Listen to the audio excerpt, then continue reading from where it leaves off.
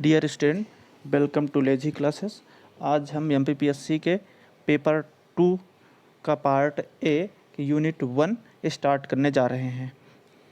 Unit 1 में संविधान की कुछ अवधारणाओं को लेकर बात की गई है। उसको पढ़ने से पहले कुछ अन्य महत्वपूर्ण शब्दावली को समझ लेते हैं। जैसे संविधान।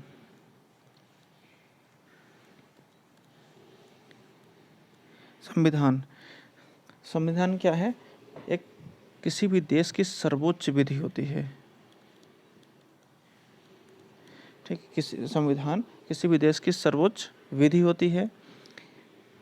ये शक्ति का मानचित्र होता है। ठीक है। और संविधान ऐसे नियमों का समूह होता है जिससे शासन को चलाया जाता है। आइए देखते हैं परिभाषा। संविधान संविधान उन प्रावधानों का संग्रह है जिनके आधार पर किसी देश का शासन चलाया जाता है। संविधान देश की सर्वोच्च विधि है। संविधान शक्ति का मानचित्र है। राज्य व्यवस्था राज्य व्यवस्था संविधान का व्यवहारिक रूप है या संविधान का अनुप्रयोग राज्य व्यवस्था कहलाता है। जैसे ये राज्य व्यवस्था संविधान का व्यवहारिक रूप है, संविधान का अनुप्रयोग है। ये संविधान को लागू करने के क्रम में जो विषय और मुद्दे उभर कर सामने आते हैं उन्हें समग्र रूप से राज्य व्यवस्था कहा जाता है। संविधान 3 तत्वों से मिलकर बना होता है: संसद का कानून, न्यायालय का निर्णय और संविधानेतर संस्थाएं। संविधानेतर संस्थाएं 3 प्रकार की होती हैं। एक संवैधानिक संस्थाएं, कॉन्स्टिट्यूशनल बॉडीज, फिर दूसरा है अनकॉन्स्टिट्यूशनल बॉडीज और तीसरा है गैर संवैधानिक संस्थाएं।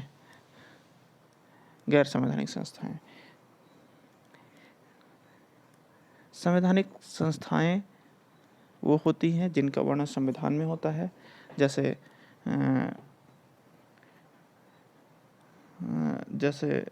वित्त आयोग, निर्वाचन आयोग, CAG। असंवैधानिक संस्थाएं ऐसी संस्थाएं जो संविधान विरोधी होती हैं, जैसे सिमी है, अल्फा है।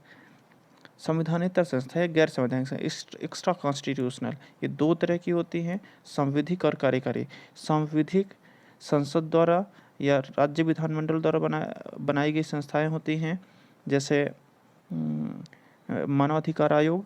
और कार्यकारी जो है जो राष्ट्रपति के आदेश से बनाई जाती है वो कार्यकारी संस्थाएं कहलाती हैं, जैसे नीति आयोग। फिर अनुसूची जो है संविधान के अंत में जोड़ी गई सूची है। अनुसूची शब्द से ही समझ में आ रहा है। ठीक है। संविधान के अंत में दी गई विषयों की वह सूची है जो संविधान के किसी प्रावधान की व्याख्या करती है। जैसे अनुसूची 1 में अनुच्छेद 1 की व्याख्या है। अनुसूची 2 में विभिन्न पदाधिकारियों के वेतन और भत्ते की बात की गई है। अनुसूची 3 में जो है पदाधिकारियों के शपथ की बात की गई है। ठीक। संविधान का वर्णन इसमें क्या है? दर्शन का 30% है, फिर सरकार के गठन से संबंधित मुद्दे में 50% है और विविध जो है 20% है। दर्शन में क्या आता है? दर्शन में प्रस्तावना है, फंडामेंटल राइट है, DPSP है और फंडामेंटल ड्यूटी आती है।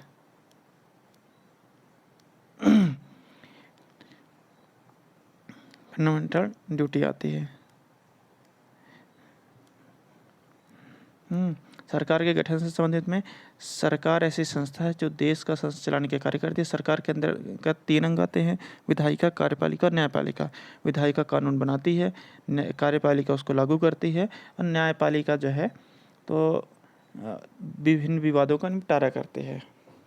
फिर विविध, विविध 20% हिस्सा है। इसमें शासन से संबंधित छोटे छोटे मुद्दों को रखा गया है, जैसे पंचायती राज है, नगर पालिका है, केंद्र राज्य संबंध है, नागरिकता है इत्यादि विषयों को विविध की श्रेणी में रखा जाता है। भारत की सरकार भारत की सरकार 3 अंग हैं, विधायिका, कार्यपालिका, न्यायपालिका। विधायिका संघात्मक है। विधायिका केंद्र में भी अलग है, राज्य में भी अलग है। केंद्र में संसद है, जिसमें राज्यसभा और लोकसभा आती है। ये कंपलसरी है, दोनों सभा। जबकि विधानमंडल में विधान परिषद और विधानसभा का प्रावधान किया गया है, लेकिन विधानसभा अनिवार्य है, जबकि विधान परिषद अनिवार्य नहीं है। कार्यपालिका भी 2 हिस्सों में बटी हुई है, केंद्र और राज्य में। केंद्र में जो है राष्ट्रपति है, उपराष्ट्रपति है, प्रधानमंत्री है, मंत्रिपरिषद है, मंत्रिमंडल है, और केंद्रीय सीमा जैसे IAS IPS होते हैं। राज्य में जो है राज्य की कार्यपालिका के अंदर जो है राज्यपाल आता है, फिर मुख्यमंत्री आता है, मंत्रिपरिषद आती है, मंत्रिमंडल आता है, प्रांतीय सेवाएं आता है। जबकि न्यायपालिका एकीकृत है, सर्वोच्च न्यायालय है, फिर उच्च न्यायालय है, और फिर जो है जिला न्यायालय है। बहुमत के प्रकार। बहुमत 3 प्रकार के होते हैं, साधारण बहुमत, विशेष बहुमत और प्रभावी बहुमत। साधारण बहुमत क्या है? उपस्थित और मतदान करने वाले सदस्यों का टोटल बहुमत साधारण बहुमत है। अधिकांशतः इसी का प्रयोग किया जाता है, जैसे साधारण विधेयक, धन विधेयक, वित्त विधेयक, प्रस्ताव में अविश्वास प्रस्ताव, विश्वास प्रस्ताव इत्यादि। प्रभावी बहुमत में जो है प्रभावी सदस्य संख्या का बहुमत लिया जाता है, जिसमें प्रभावी संख्या बराबर कुल सदस्य संख्या माइनस रिक्तियाँ। इसका प्रयोग संविधान में 8 स्थान पर किया गया है। इसमें लोकसभा में अध्यक्ष और उपाध्यक्ष, राज्यसभा में सभापति और उपसभापति, राज्य विधानसभा में जो है तो अध्यक्ष और उपाध्यक्ष, और विधान परिषद में सभापति और उपसभापति। इनके पदमुक्ति से संबंधित प्रावधान में प्रभावी बहुमत का प्रयोग किया जाता है। ये जैसे संसद में लोकसभा राज्यसभा, लोकसभा में उपाध्यक्ष उपाध्यक्ष, सभापति उपसभापति, विधानमंडल में विधानसभा अध्यक्ष उपाध्यक्ष, और विधान परिषद सभापति और उपसभापति। विशेष बहुमत 3 प्रकार का होता है। ठीक है, ये 3 प्रकार का होता है। पहले प्रकार का विशेष बहुमत, उसमें क्या है? उपस्थित और मतदान करने वाले सदस्यों का 2/3। ठीक है, इसका प्रयोग 249 और 312 में किया जाता है। दूसरे प्रकार का विशेष बहुमत, इसमें क्या है? मतदान करने वाले सदस्यों को 2/3 बहुमत, जो कुल सदस्य संख्या से आधे से कम, मतलब 50% कम से कम होना चाहिए। इसका प्रयोग जो है संविधान संशोधन में किया जाता है। सुप्रीम कोर्ट, हाई कोर्ट के जज को हटाना, CAG, मुख्य निर्वाचन आयुक्त को हटाने आदि में किया जाता है। तीसरे प्रकार का विशेष बहुमत, इसमें कुल सदस्य संख्या का 2/3 होता है। इनकी संख्या निश्चित रहती है 263। इसकी संख्या निश्चित होती है। जैसे लोकसभा में 362 होती है, राज्यसभा में 163 होती है।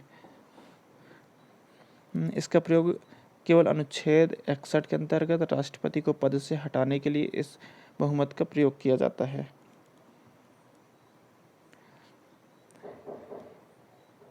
धन्यवाद, आज के लिए इतना काफ़ी है। कल से हम प्रस्तावना अर्थात यूनिट 1 को स्टार्ट करेंगे।